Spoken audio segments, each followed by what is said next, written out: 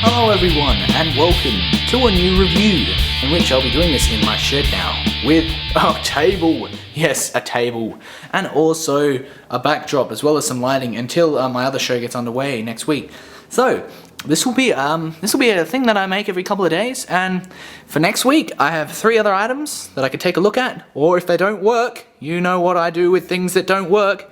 We've got a Pentax MZ10, which is quite old and doesn't work. We have a very, very rare Sony camera that actually takes floppy disks, and then we just have an old camera that is broken. So anyway, back to the review. Just looking at this. What we're taking a look at today is a really old laptop, which is very old, because it's made in the mid-90s, which is a long time ago if you ask me. So what we're going to do is we're going to wait for these planes to pass by. Even though it's very late at night, there's still planes passing by. And let's take a look what's inside. In fact, I think there's some helicopters passing by. So anyway, what I'm going to do, I'm going to open this thing up and see what we get inside. Okay, what we've got here is what we would like to call in the business as a charging power supply. Okay, we'll let this helicopter go through. It's not looking for me, I can tell you that. Alright, anyway, opening the case for the first time. Yeah, right. Anyway, doesn't seem to be anything inside here, so let's get straight to the laptop. I'm just gonna let this helicopter pass. Twinhead, a laptop brand, a sign of quality, a sign of durability. Well, I don't know. Either way, let's get started, shall we? So let's refocus that after that quick zoom in. And yes, there are definitely some helicopters zooming around. So, taking a look at this unit, it's in fairly good condition except for lots and lots of dust, which is manageable, you could say. So, taking a look, we can open it up, and what are we going to expect? Well, not much, because this thing was probably free. I can't really remember where I got it, as I got it quite a while ago. So let's just refocus this autofocus, even though I seem to have to manually do it. It never wants to do it itself. So let's go in for a bit of a closer look, shall we?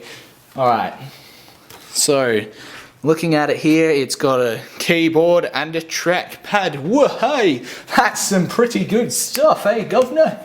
No, I didn't think so. Okay, taking a look at this side, if we can just readjust the focus once more. Thank you, camera. What we got is we have the PCMCIA card slot, which is already filled, and I believe there is a LAN adapter somewhere around here. And then you've got your audio in, your audio out, and then something else, as well as a Kensington lock. And don't forget the floppy drive. Never forget that. Oh god. Anyway, moving on to the back of the unit, which is actually quite absolutely flooded with things. So let's readjust the ISO and kick in the autofocus. Okay, and here we go. So we're going to go from furthest to the least furthest. Anyway, what we've got here is some kind of printer port by the looks of it. Moving on, we have a COM port, which I don't see anymore. And next to that, it looks to be one of those Apple style VGA thingies. And then we have composite video, S-video, normal video, and probably a proprietary dock that I'd never get my hands on. And of course, the power input, which will be used later, you could say. So let's zoom out again and readjust the ISO, because this thing's not auto. It's a bit of a pain, but at least you get a lot of control over your shots. Okay. Alright, and on this side, it's plain and boring on this side, you could say. Let's ramp up the ISO and focus in. So, what we've got is we've got the IR sensor right over there, as well as a 24x CD-ROM drive. So, let's go ahead and power this thing up. Da-dum, da-dum, da-dum, da-dum, da-dum, da-dum, da-dum, da-dum, old Nokia phone! And there we go. So, we have switched this old bugger on. Anyway, whether or not we're going to have to hit the lights, I'm not sure. Either way, we'll let our good old friend autofocus kick in, and we'll switch this beast of an old machine on, shall we? Okay, here we go. Hey, actually, we'll zoom it out ever so slightly, just in case we have to actually input some things. Anyway, refocus again.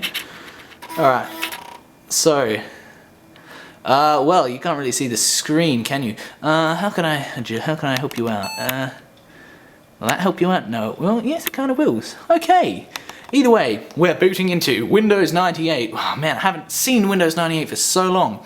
In fact, the last time I probably saw it was on an old machine, and you know what my favourite part about it was? I'd have to say that it was probably that screensaver with that mouse going through a maze. That was a good classic. And that beep was a sign that it's registered a PCMCIA card in its slot, which I haven't bothered to take out. Anyway, it seems to have perhaps stalled, or it's just still loading, which will give it a few seconds of our precious time. Precious time, yeah. Anyway, I'll just play around on this old Nokia phone while I'm waiting. Oh man, Snake! What a good game! Oh man. Okay, either way, it is back. So, time to go in for a closer look, you could say. Okay, getting a tiny bit of pixelation for some reason. Okay, so let's see. Enter your network password for Microsoft Networking. Well, I have no idea, but I'm just going to assume that he has no password. And what do you know? And apparently it's trying to log onto some kind of domain or something, which obviously I'm not connected to. And we'll just click C for cancel. Oh, what a nice chime. Alright, and we'll just also bring the thing back into shot. Okay, we are here with Windows 98 and my very unfocused hand, which is because of the very narrow depth of field the very narrow depth of focus that I get with this lens, which I want to get a better one eventually. Perhaps telephoto, or maybe just a fisheye lens, I don't know. Anyway, we are in Windows 98, and ooh, Age of Empires 2. A very nice game, in fact. So, what I'm going to do is I'm going to go hit the lights so you can see this better. Oh, and welcome back. Sorry that took 3.5 seconds for that transition. Anyway, let's take a look around this old laptop, shall we? So we'll go down to the good old start menu, which I don't see very often now that I'm on a Mac. In fact, I'm using a 21-inch iMac from last year. In fact, I should probably review that, in fact, because it's fairly decent. Anyway, let's check the specs, per se, on this machine. So, yo dog, we're on 80 megabytes of RAM, yo. We got a Pentium processor, and this thing's registered to softwood timber yards, dog. Softwood timber yards, eh? I have not heard of that. Perhaps it doesn't exist anymore. Well, that's a possibility. Anyway, let's close those programs. Actually, let's see if there's any games. I want to test this thing out game-wise. Alright, let's see, what do we got? We got any Microsoft games? Age of Empires? Oh, yeah, nah. I could not be bothered. Anyway, let's shut down, why don't we? Alright, and while this is shutting down, I'll bring back the lights. Come here, you lights. Okay. And as the lights come back on, we are ready to lower the ISO back to 200. Alright, so thanks for watching. I hope you've got a kick out of this for some reason. I'll tell you what, I sure haven't. So, next week, or tomorrow even, you want me to do something with one of these? Comment below, because I've got lots of free time on my hands as it's the holidays, yeah. Anyway, thanks for watching, and if you'd like me to do anything else with this laptop, please comment below. Like, rate, you don't have to subscribe, because I honestly don't care. So, thanks for watching, and have a great day. So, do you want me to review this next episode? Or how about this? It takes floppy disks. I said it takes floppy disks. Or this, which takes mini DV tapes. I said it takes mini DV tapes.